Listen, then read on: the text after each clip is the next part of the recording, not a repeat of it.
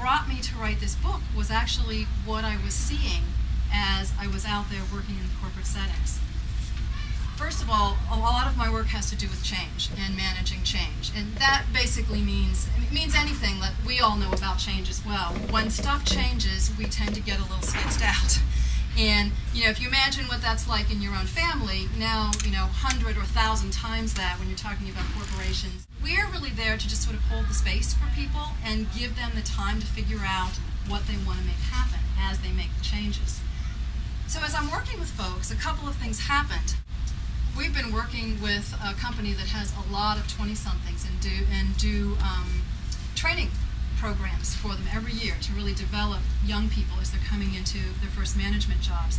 And if you think about it, corporate America is going to change a lot in the next 10 years because we baby boomers are about to exit the market. And somebody's got to come in and take those jobs. And some of those somebodies are in their 20s right now being developed for those jobs. And as I and my colleagues were working in these environments, we just started noticing stuff is different for 20-somethings. It is not the same as it was for us. But even if you're a 40-something, there's a lot of pressures, a lot of changes, a lot of stuff going on out there.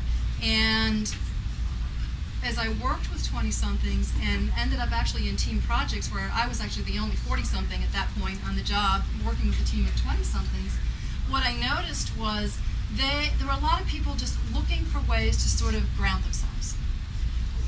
How do I make the next step? How do I deal with the pressures? My parents want me to do this. My boss wants me to do that. I don't think I'm fit for this. I don't think I want to make this happen. How do I figure out my own path? And that's really a big part of what drove me to do this book.